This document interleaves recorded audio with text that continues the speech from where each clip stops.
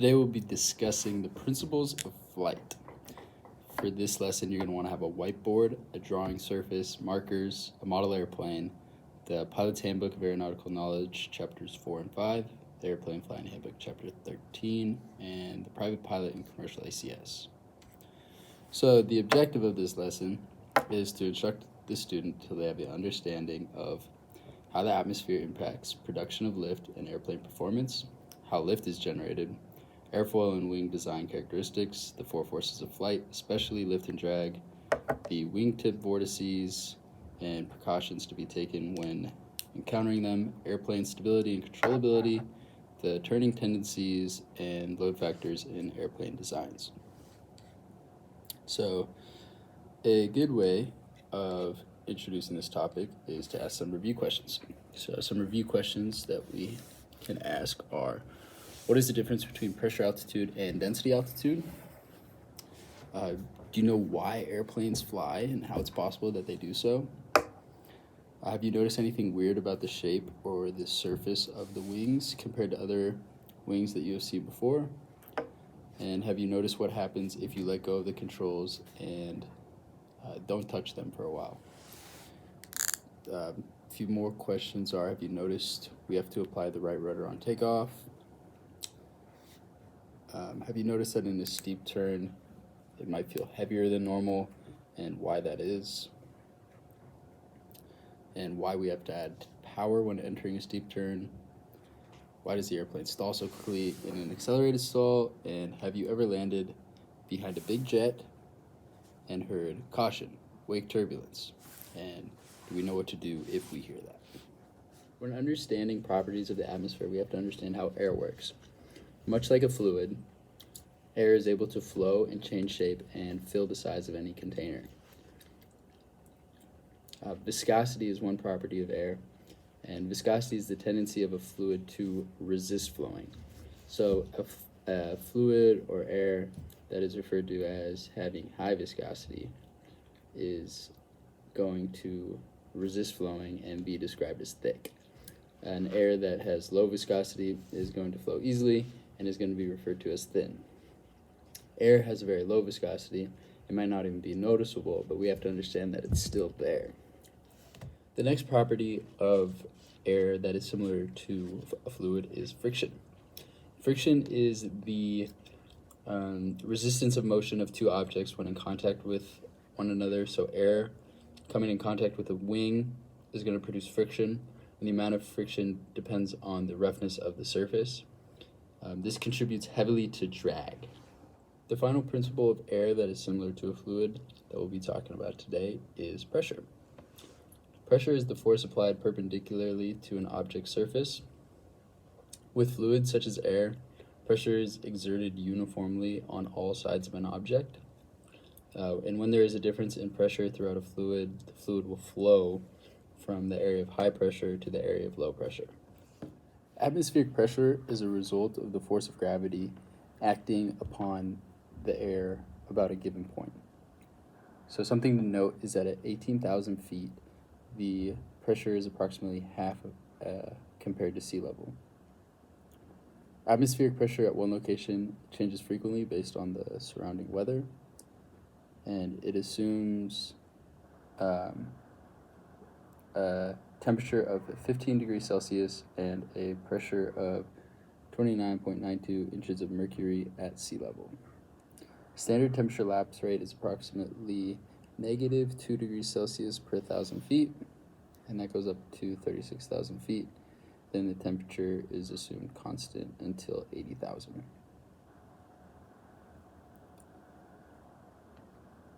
The International Standard Atmosphere is used in aviation as a standard for instrument calibrations and performance calculations, and it is not reflective of any average conditions, as the actual weather conditions rarely align with these standards. Pressure altitude is the altitude above the standard datum plane, where pressure would be equal to 29.92 inches of mercury.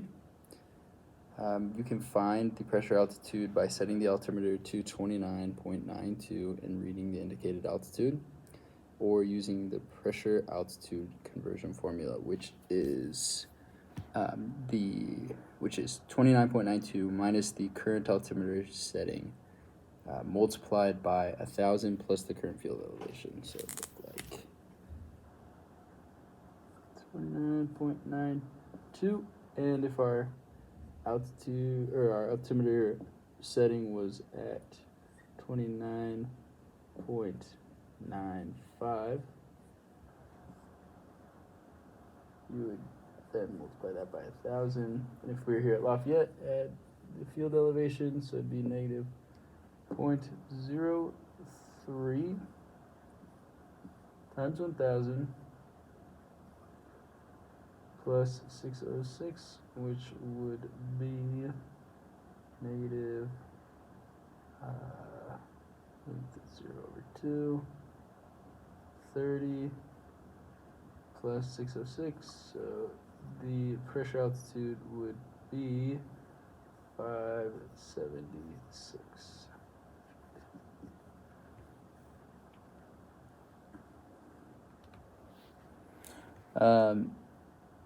The pressure altitude is used as a foundation for airplane performance calculations and for altitudes above 18,000 feet. These are called the flight levels. So at that level, you would be saying flight level 2-1 if you're at 21,000 and so on. It assumes standard ISA temperatures and lapse rates, which is usually not relative to actual conditions. And now we're going to talk about density altitude. So density altitude is the pressure altitude corrected for non-standard temperatures, and it's the altitude at which the current air density would be found on the international standard atmosphere. And it's determined by taking the pressure altitude and applying a corrective formula. So that formula would be pressure altitude in feet plus 120 times the outside air temperature minus the international standard atmospheric temperature. So if we took this same number and we wanted to find the density altitude,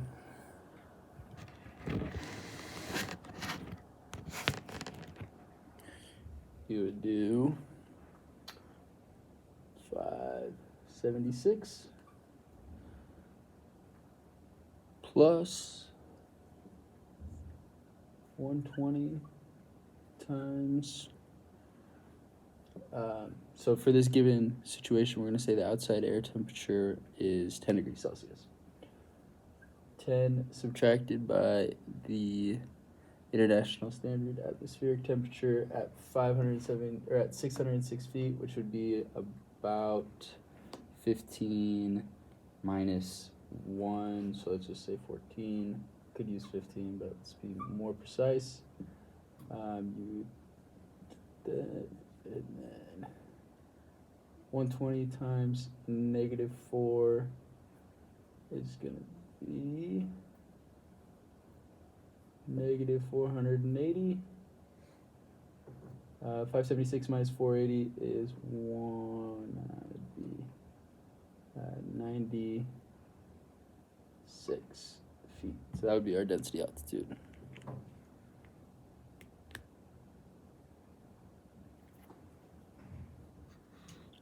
So the density altitude is used for determining several key aircraft performance characteristics such as engine power, the thrust from the propeller, and lift produced by the wings. Very important for determining takeoff and landing distances as well as cruise performance. And it assumes that there's no moisture in the air, which is hardly ever the case.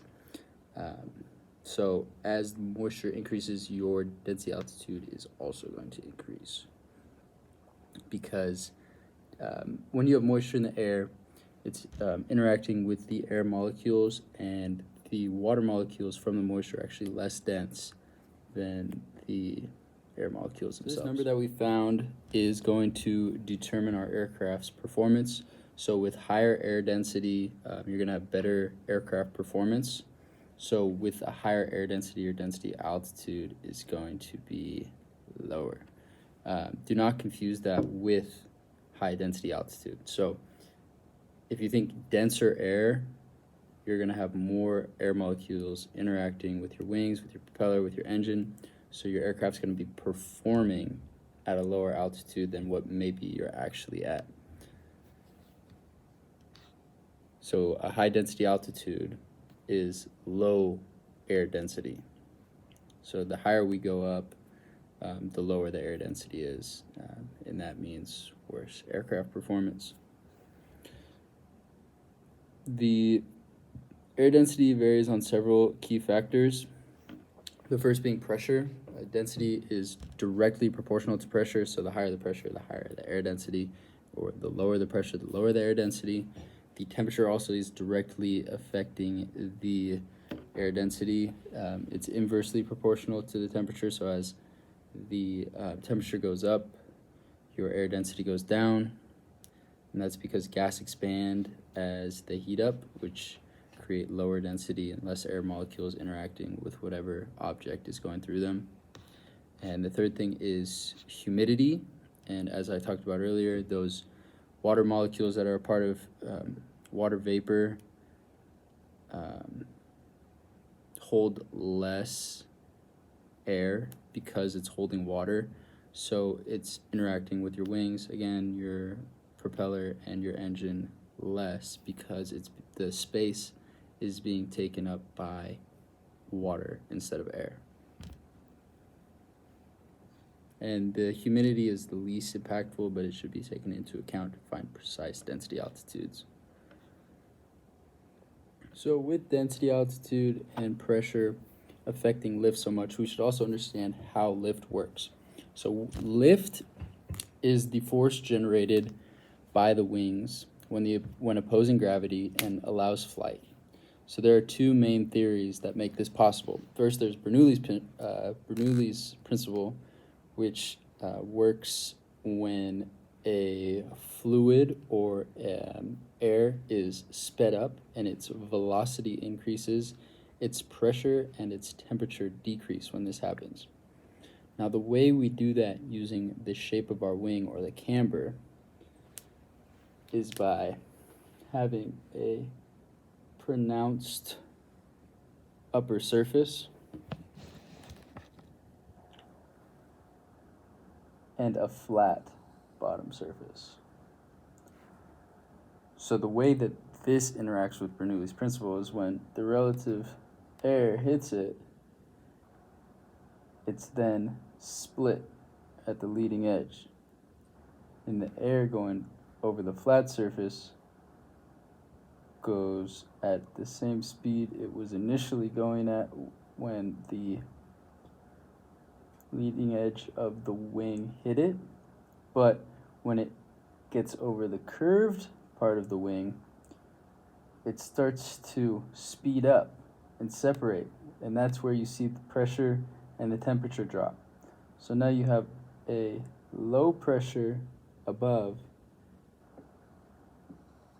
and a high pressure below.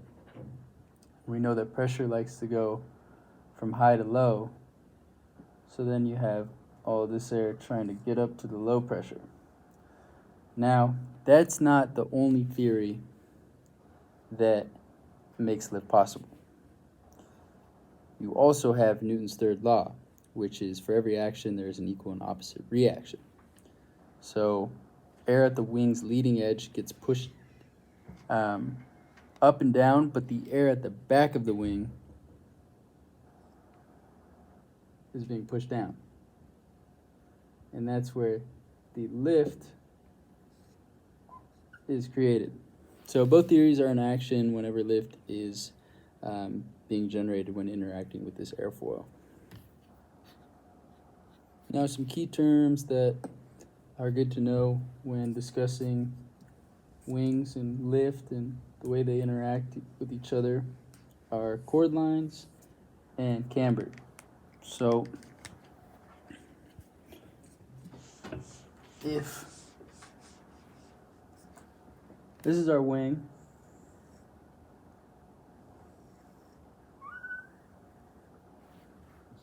our chord line would be from the leading edge straight over to the trailing edge, so somewhere around here, like that. Now the camber has to do with the shape So it would look a little bit more curved to represent the curvature of the wing. Now, if we had flaps or ailerons that were deflected downward, this would change the camber, and as that camber is more pronunciated, it is able to create more lift because it's able to push more air downward. Different airfoil designs have different flight characteristics. Concave airfoils are the most efficient because they're able to push down the most amount of air, but they are less effective and they get worse at higher air speeds. Streamlined airfoils are very good at high air speeds, but they struggle to produce lift at low air speeds. The flaps are able to solve this problem with streamlined airfoils, and that's able to change the camber to create enough lift to still be able to fly at lower air speeds. Another word for wing shapes are planforms, and they have different functions. Some are more aerodynamic, and some favor higher air speeds. Some are more stable, and all of those things have pros and cons. The airplanes we fly tend to be semi-tapered, as they often allow for greater efficiency, while also stalling at the root of the wing first, which is very important because if this is your airplane, and here's your wing, you want this area or the root to stall first because, as we know, our control surfaces are on the outboard side, so we want to keep air going over the aileron so there's still some integrity there and we can keep control of our roll. Other planforms are rectangular, tapered, swept, elliptical, and delta. An aspect ratio is the ratio of average chordline length to wingspan length, and gliders have the highest aspect ratio, and this benefits small tip, which leads to less induced drag. So the skinnier the tip of the wing, the less induced drag, but it's also less structurally sound and less maneuverable. Now, the shape of the wing affects a lot of different aspects of our flight, primarily lift. The alternative, or the opposite of lift would be not creating lift. One way to not produce lift is to stall your wing. Now, when you stall a wing, you have to understand three important elements. You have to understand the relative wind, the angle of attack, and the critical angle of attack. So, if we're flying our airplane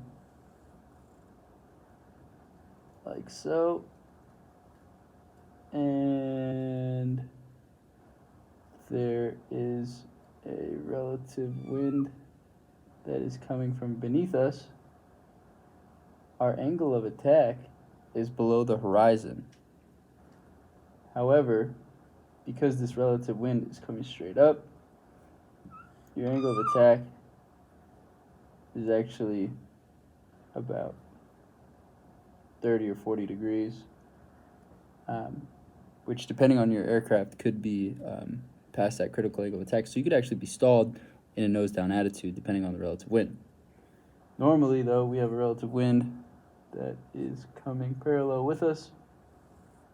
So the typical stall, and this isn't the only way to stall an aircraft, but the typical stall occurs when you lift the nose and the angle of attack exceeds the critical angle of attack due to the angle between the relative wind and the attitude at which your nose is in relation to that relative wind.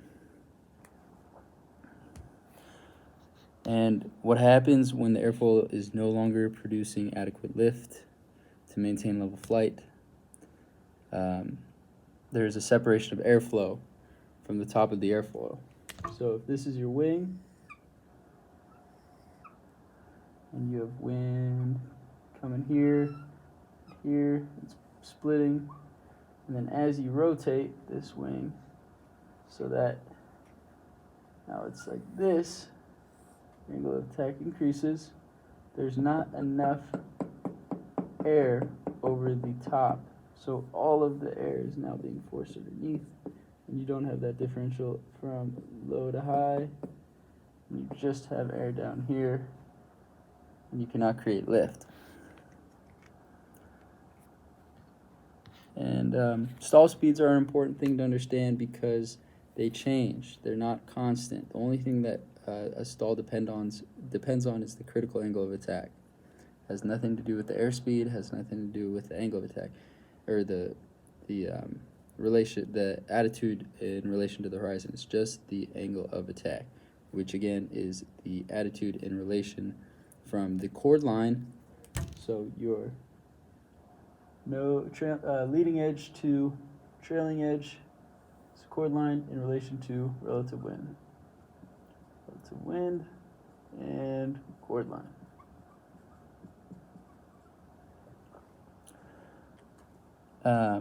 Other things that affect the airspeed at which an airplane will stall is the center of gravity and load factor. Stall recovery hinges upon lowering the airplane's angle of attack. So if you do hear a stall warning, you want to immediately push the nose forward, full power, and break that stall. Get that air flowing over the top of the wing again. Many aircraft are designed with nose-down tendencies to aid in stall recovery. So to understand how a lift is created, let's talk about the lift equation for a little bit. So the lift equation is based on lift equaling the wing shape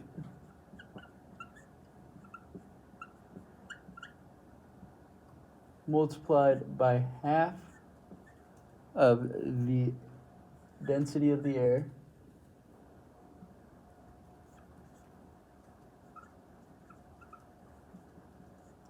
and multiplied by velocity squared and the surface area of the wing. Now, as you can see, velocity has a lot to do with lift. That's why it's squared. As pilots, the only way that we can change the lift generated is by changing the speed or changing the angle of attack. So that changes whether you're in cruise or slow flight or any other phase of flight. So if you're at a lower velocity, you're moving through the air slower, you need to have a greater angle of attack to keep the same amount of lift. So as any of these variables change, to keep level flight, another one has to take its place. So a bigger surface area of a wing, like a Piper Cub, which has massive wings, is able to create lift at lower velocities. And same thing with the Piper. At lower velocities, we deploy our flaps, and that increases the surface area of our wing and increases that shape of the wing, rather, and that allows us to create just as much lift. Now, the forces of flight are also instrumental in understanding how airplanes are able to operate and why they do what they do. So in straight and level flight, all four forces are going to be balanced. Those four forces being lift equaling the weight of the aircraft and thrust equaling the drag of the aircraft. Lift will act perpendicularly to the relative wind through the wing's center of lift. So to illustrate that, let's draw an airplane on the whiteboard for the student to visualize what we're talking about.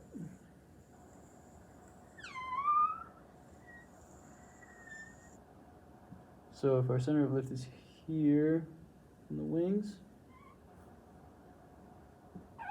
oh, that's not that perpendicular. So the lift will be perpendicular from this center of lift, that would be somewhere around here. The weight of the aircraft will be acting through the center of gravity. Drag in all its fashions will be interacting from the surface of the aircraft and all of its parts, and trying to keep it from moving forward. So it'll be like friction. And that'll be moving the opposite direction. And then we create thrust from our propeller, which will be going forward. So again, we have lift and weight, which are equal in constant speed level flight. And we have thrust and drag being equal, which would give us the constant velocity. The weight is the force of gravity which pulls the aircraft toward the center of the earth, and it acts through that center of gravity, which is going to be in front of where we're sitting, so maybe a little further up unless we have the pilot sitting further back. And the thrust is the forward force produced by the engine, and that opposes drag. Increases in thrust will increase the airspeed, decreases in thrust will decrease the airspeed. And the relationship between the angle of attack results in the amount of lift generated, which goes back to our equation where the angle of attack needs to balance out if we pull our power and decrease our thrust. Drag will always be acting rearward, opposing forces, and is caused by disruption of the airflow over the aircraft surfaces and acts parallel to the relative wind. Now, speaking of drag, there are two main types. There's induced drag, which is a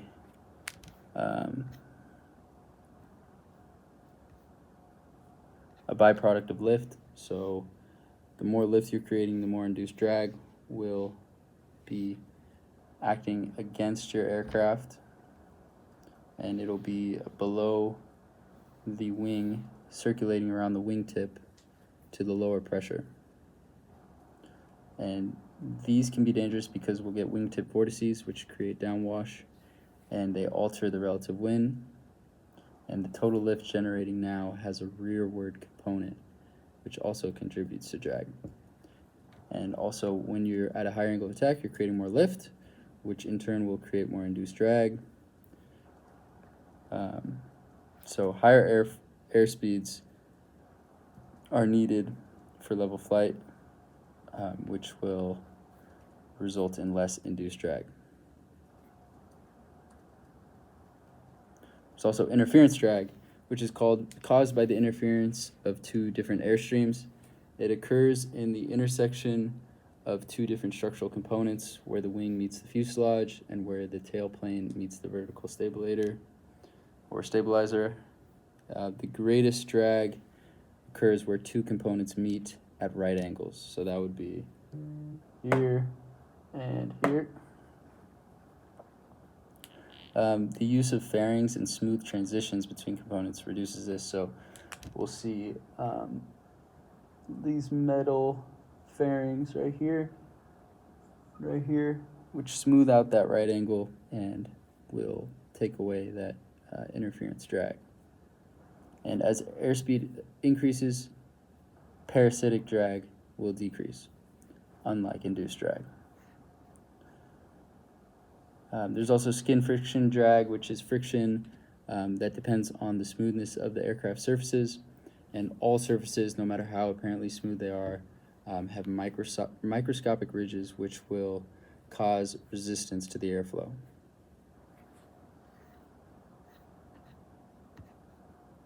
So speaking more to induced drag and wingtip vortices,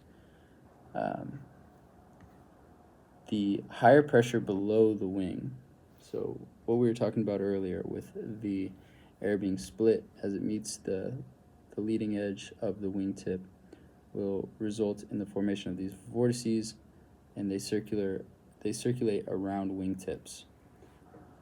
So you'll see them come off like this and descend downward. So if we are landing at an airport and a big old 777 is taking off or landing in front of us, there's going to be wake turbulence, which is a massive hazard to light general aviation aircraft. And it can cause a loss of control, and it can be very dangerous. The wingtip vortices are the strongest when heavy, clean, and slow. So if you're at your max gross weight, your flaps are not deployed, and you're operating at a low airspeed, you will be creating more wingtip vortices, or the aircraft which you are either behind, which you are taking off after or landing after will be. So be aware of that. So whenever you're taking off or climbing or approaching to land, be vigilant to who's in front of you, and if it is a aircraft that is creating a lot of lift, meaning it's a bigger aircraft that has more weight acting on it, weight pulling it down, you should always stay above and beyond its descent path or the path in which it's climbing. Another way to avoid this is to just wait 2 minutes for the vortices to subside. The vortices will always sink below the flight path. So again, just stay above and beyond them. And if you're taking off, make sure that you rotate before the point that the larger aircraft had rotated at. Let's talk about how an airplane turns now that we've gotten the dangers out of the way. So the way that we turn is by using our ailerons. When an aileron is pushed up by using the yoke, you will have a increase in lift on the outside aileron because it will be facing down. So this would be the outside wing and the aileron going down. This would be the inside wing, the aileron going up.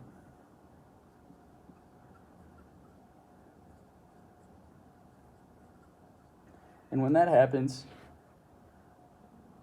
if this was your aircraft and you were just flying straight and level, and you put this configuration of the ailerons, you will then have an aircraft that is banked. And this would look like this from straight above. So initially straight and level, and then banked. So when we're straight and level and not in a bank, our lift is perpendicular. Again, our lift is perpendicular in a bank, but now as you can see, it's not acting straight up, it's off to the side. So we're losing our horizontal, or we're adding to the horizontal lift component and losing the vertical lift component. So this is taken away from our total lift because it's not directed in a vector that is acting against the weight of the aircraft. So to combat this and keep level flight, we need to add power if we want to stay at the same airspeed. Because if not, you're either going to have to increase your angle of attack and your velocity will decrease. So increase velocity, keep the same angle of attack, and you will stay level and at the same airspeed. Now that we understand how an aircraft turns, let's for a second jump back to wingtip vortices. So we can also experience downwash from helicopters, which present a large danger as well. In a hover, the downwash should be avoided for at least 3 rotor disc diameters. So you want to stay at least 3 diameters away from the hovering aircraft. In forward flight helicopters, helicopter rotors generate a pair of exceptionally strong vortices similar to airplanes. And for an airplane vortice to be avoided, you should actually wait 3 minutes. And you should always stay above and beyond its flight path, but the 3-minute rule is another way of staying safe. The large aircrafts are fitted with winglets, which help to minimize the wingtip vortices, and these winglets have less induced drag and less wake turbulence, and they're also more fuel efficient. Now, another phenomena known to aviation is ground effect. I would ask my student, have you ever noticed how the aircraft flies differently when you're closer to the ground? So when we're doing soft field takeoffs, or coming into land and you feel the airplane float once you get to about half of the diameter of the wings, or the diameter of the wings to the ground in that area range.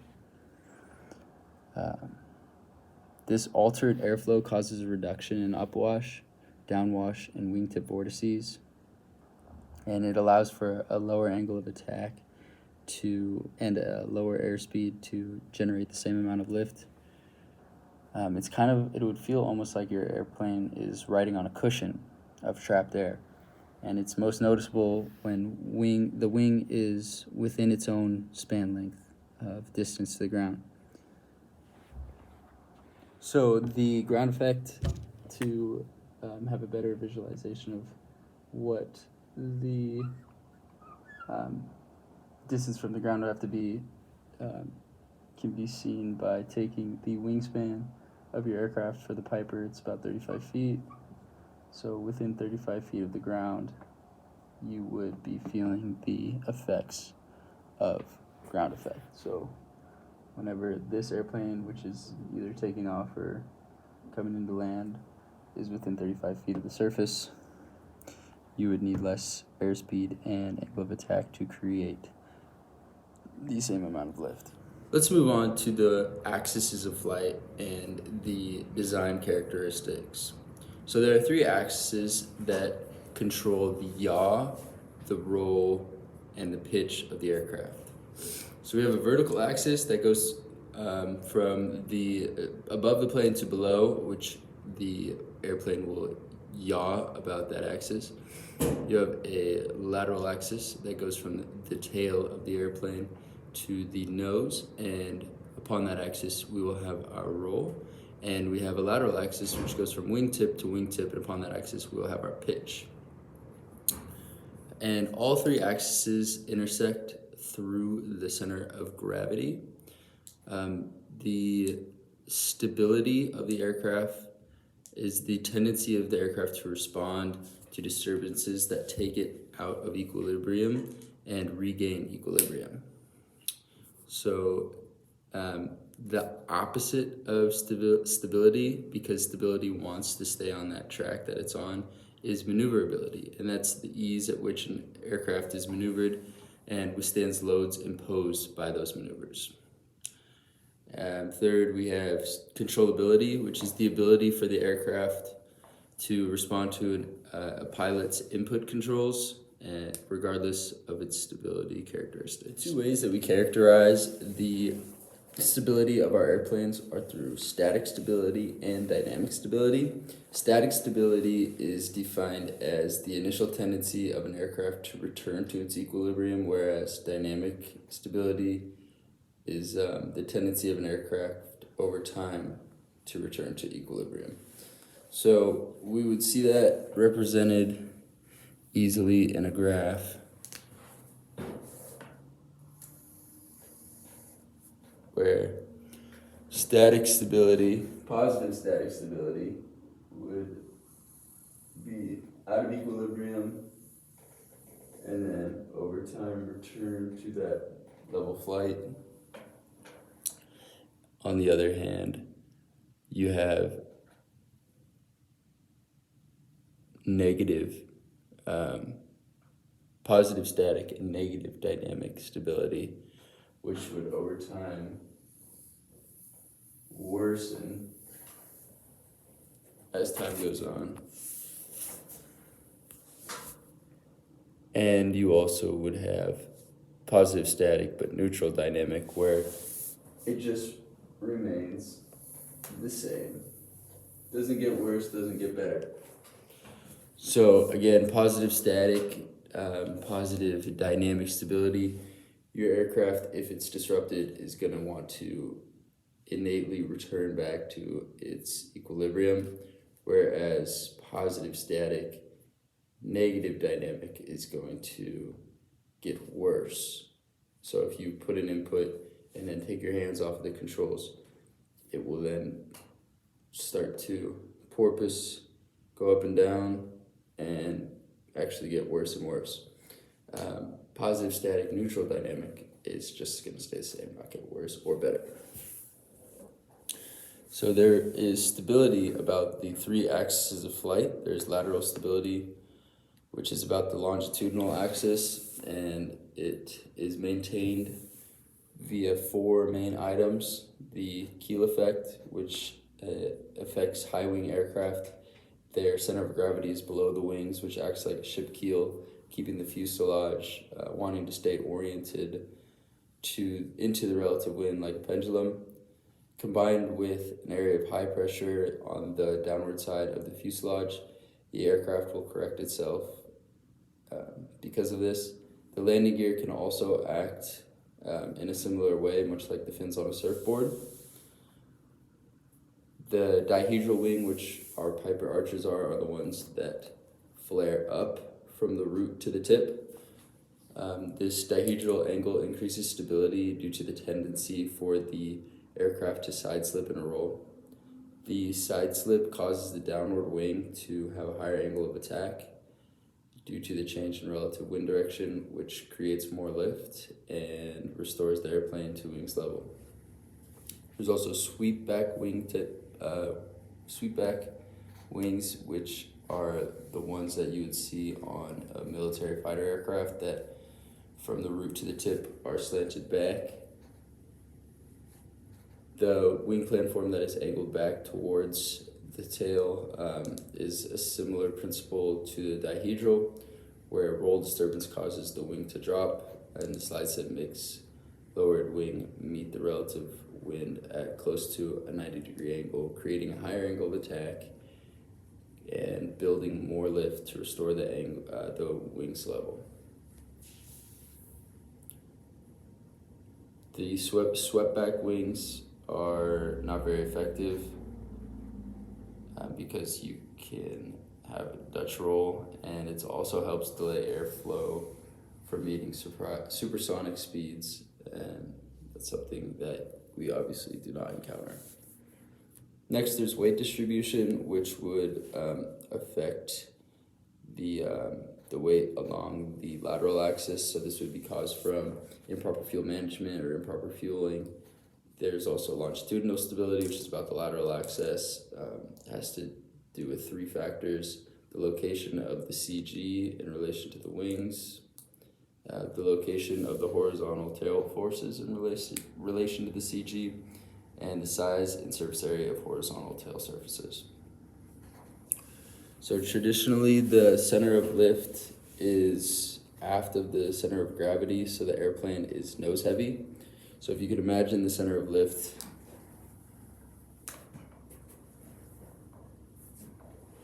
coming from this area, whereas the center of gravity is in front of it, the airplane, if it was suspended from the center of lift, would want to have a force coming down from the nose, because that weight is being is in front of where the lift is coming from.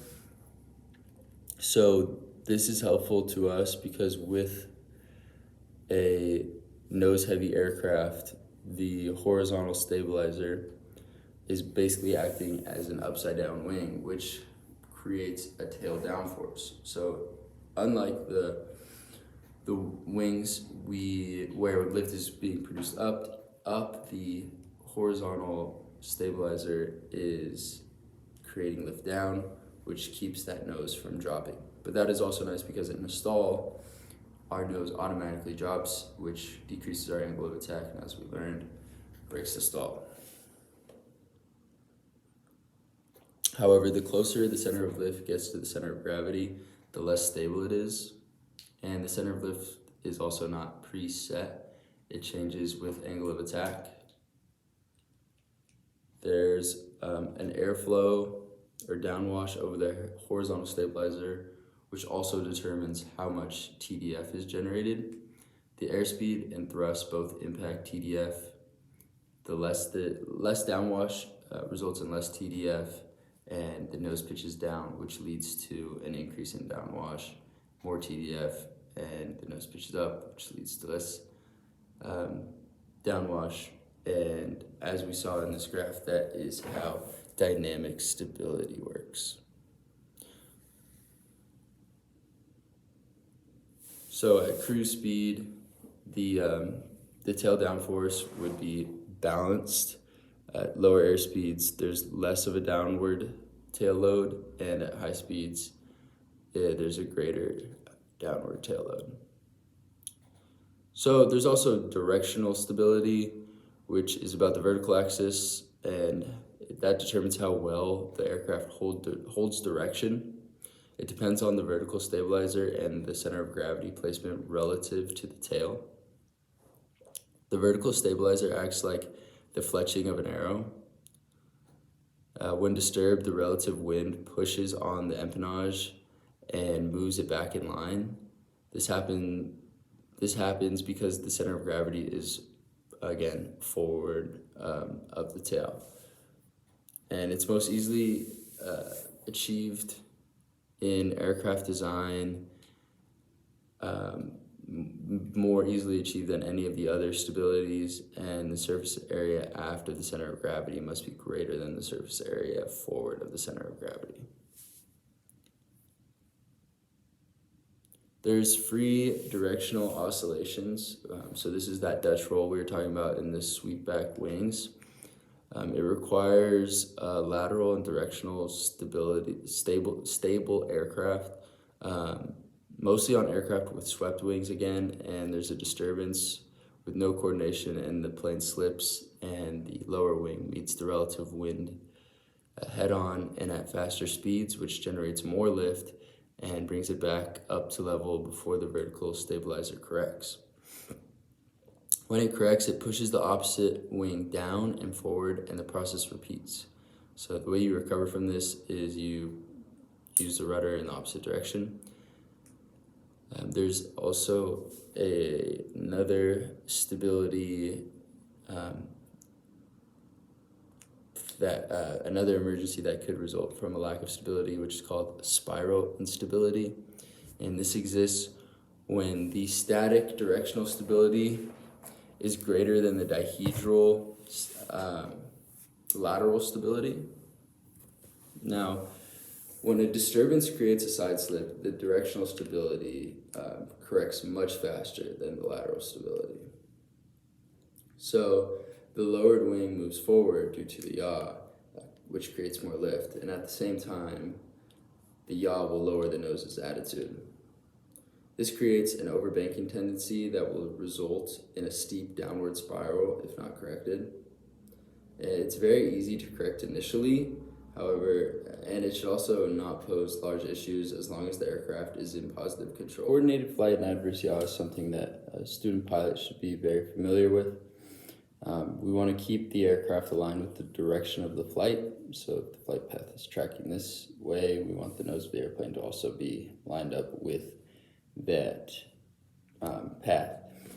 We know if we're coordinated or not by keeping the ball centered, or on the G1000, it's a rectangle, and it's the opposite of a slip or a skid.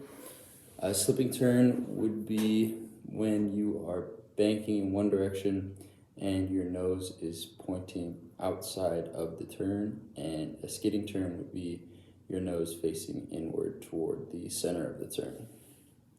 And it's important to stay coordinated because it eliminates drag and also unnecessary risk of entering a spin. And it's also generally more comfortable for you and your passengers. Adverse yaw is something we encounter when we're banked, and it becomes uncoordinated. The reason it's becoming uncoordinated is because one wing is generating more lift than the other. The lowered aileron generates more lift because it's at a higher angle of attack, and because of that, it's creating more interference drag, which yaws the airplane.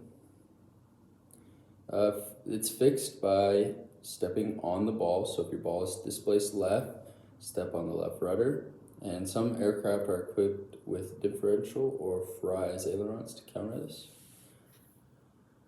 There are 4 left turning tendencies. There's P factor, also known as asymmetrical loading. P factor happens when you're at a higher angle of attack and your descending blade is at a lower angle of attack, and because the descending blade is creating more thrust, you're going to be experiencing asymmetrical loading. So the thrust is going to be stronger on one side of your hub than the other because of the descending blade. So that would be the right side of the prop, and which makes the aircraft yaw to the left. It's most notable during takeoff after rotation, slow flight and stalls, and chandelles and other high angle of attack maneuvers.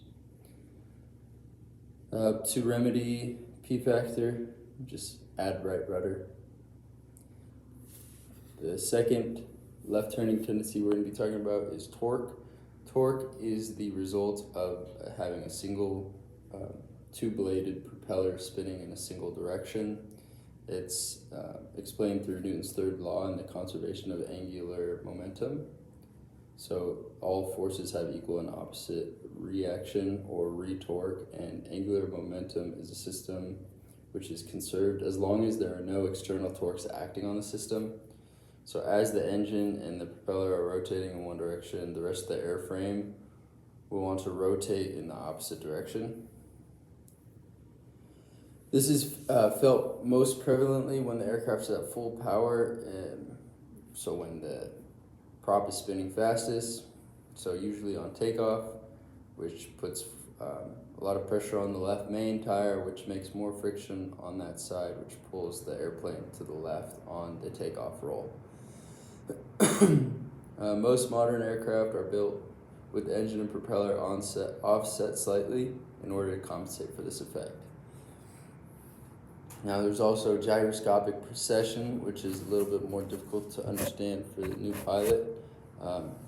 It's the result of a spinning propeller and there being a 90-degree force from which the motion is applied. So this means that at high power settings, changing pitch can lead to directional forces.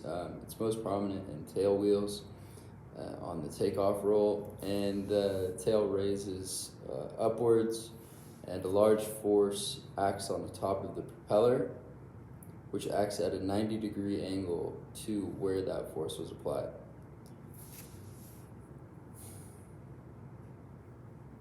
So the result again is yaw to the left, which can also cause pitch movements when directional forces are applied because of it being 90 degrees from where the force was initially directed.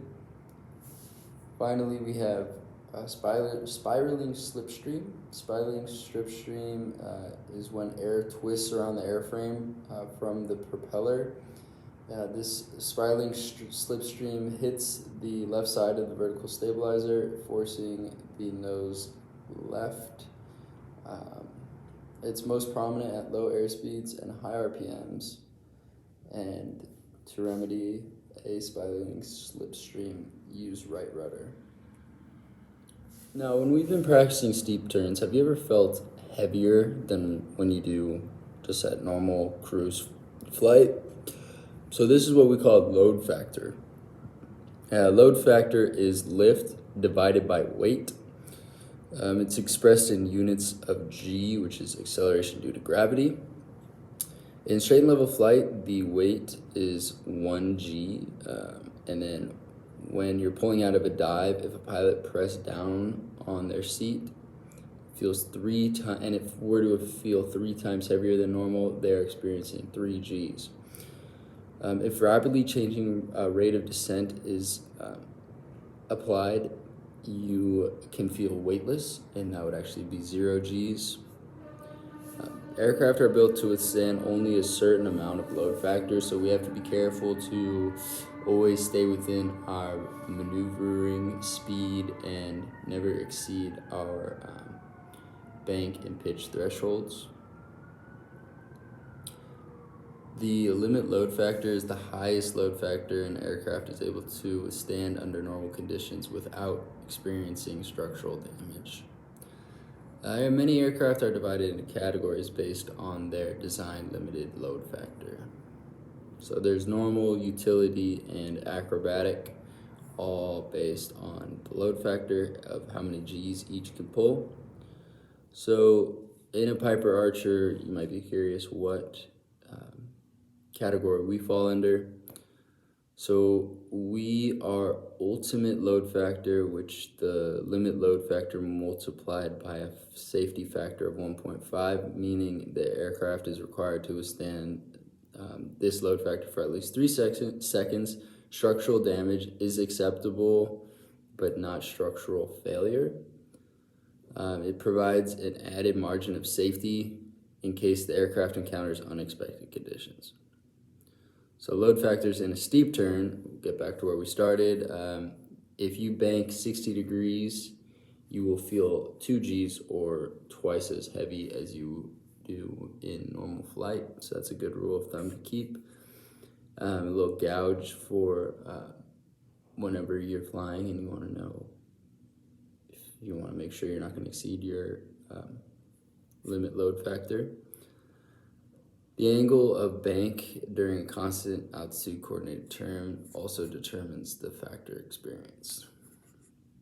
So a result of the vector components of gravity and centrifugal force, the more total lift is needed to hold altitude due to the horizontal component of lift, so more back pressure on the yoke and a higher load factor.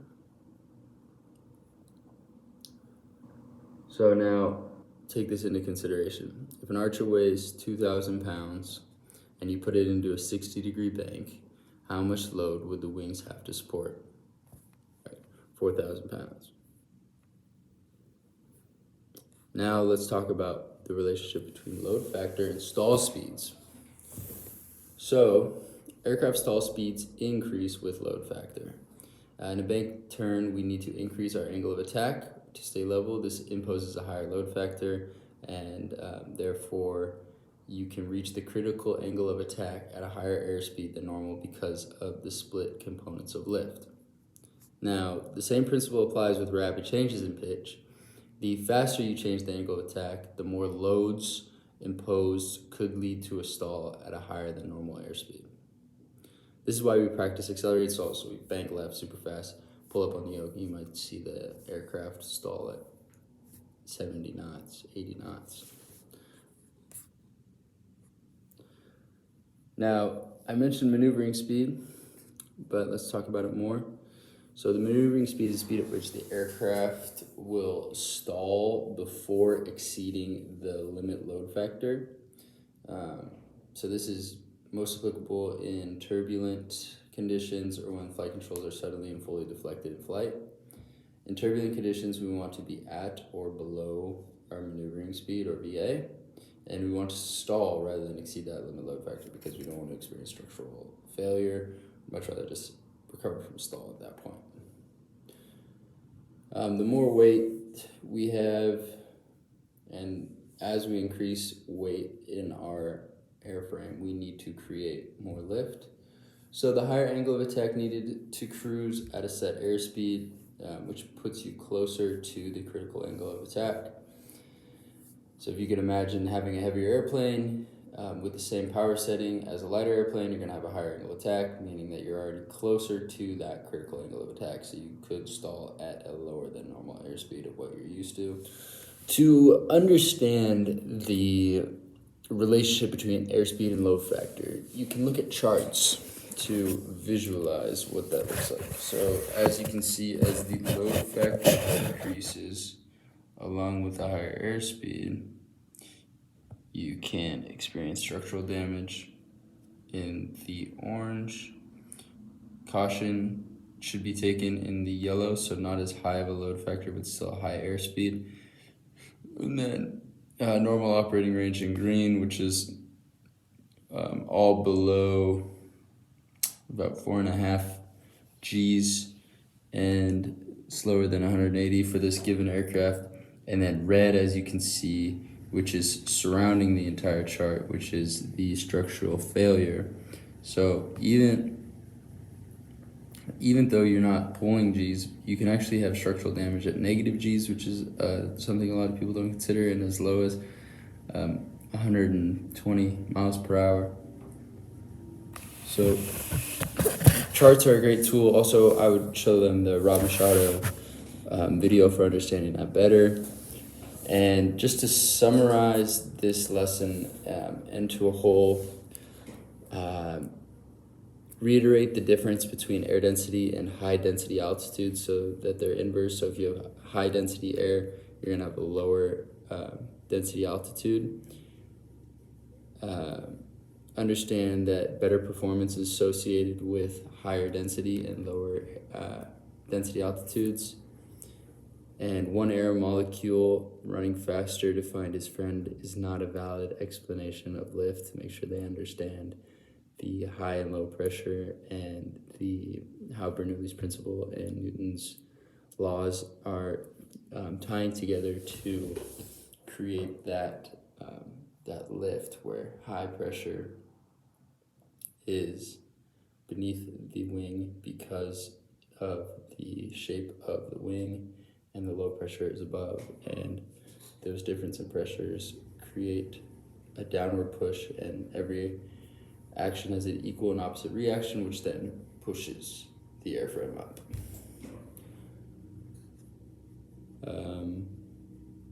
Understand that you need about 5 to 6 pounds of right rudder while on takeoff because of the 4 left turning tendencies.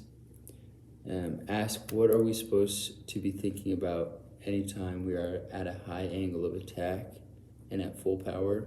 So make sure they know the 4 left turning tendencies. Know that they need to be staying coordinated in flight or in banks and flight at all times. And ask them what happens if you roll into a bank to the right side. What would happen with our coordination if we didn't use our feet at all? And make sure they understand wake turbulence and how wingtip vortices work and how to avoid them. And then